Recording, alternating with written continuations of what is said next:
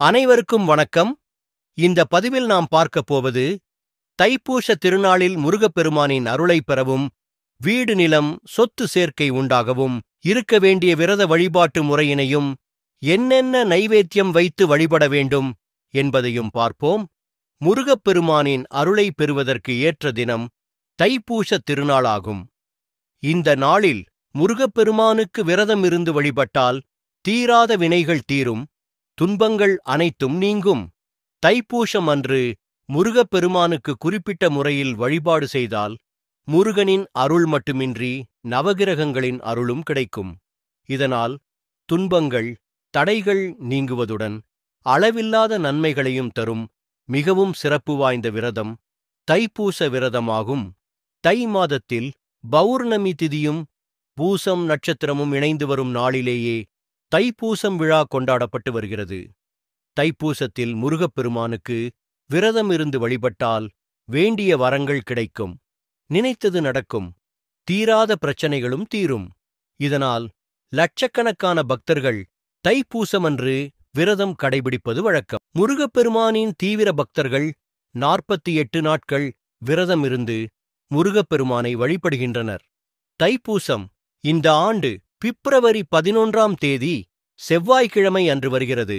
இந்த நாளில் அதிகாலையில் எழுந்து குளித்துவிட்டு வீட்டில் விளக்கேற்றி வைத்து முருகனை வழிபட்டு விரதத்தை துவங்க வேண்டும்.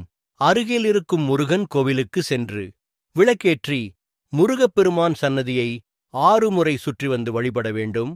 முருகன் சன்னதியில் அமர்ந்து முருகனின் சடாக்ஷர மந்திரமான ஓம் சரவண பவ என்னும் மந்திரத்தை 108 முறை கண்களை மூடி மனதில் முருகனை நினைத்து உச்சரிக்க வேண்டும். பிறகு நம்முடைய வேண்டுதலை சொல்லி முருகனிடம் வேண்டிக் கொள்ள வேண்டும். கோவிலுக்கு செல்ல முடியாதவர்கள் வீட்டிலேயே விரதம் இருக்கலாம். பூஜை அறையில் ஷட்கோண கோலமிட்டு 6 அகல் விளக்குகளில் விளக்கேற்றி வைத்து வழிபட வேண்டும்.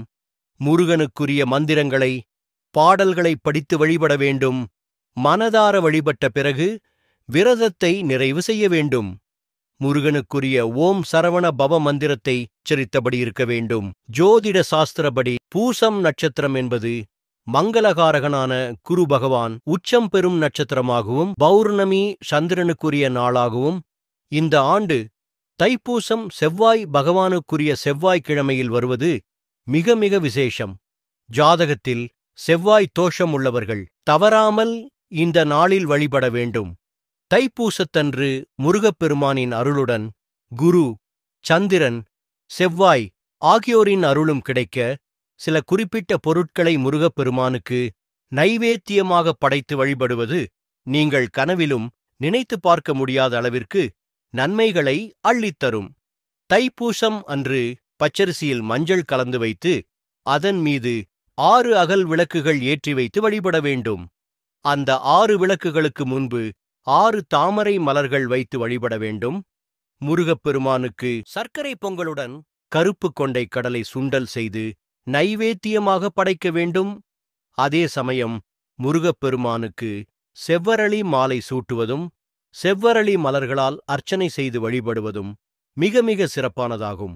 இப்படி வழிபடுவதால் முருகன், சந்திரன், குரு பகவான் ஆகியோரின் அருளை பெற முடியும். இதனால் செவ்வாய் தோஷம் நீங்குவதுடன் செவ்வாய் பகவானின் அருளால் வீடு, நிலம், வாகனம் வாங்கும் யோகமும் உண்டாகும். நன்றி, வணக்கம்.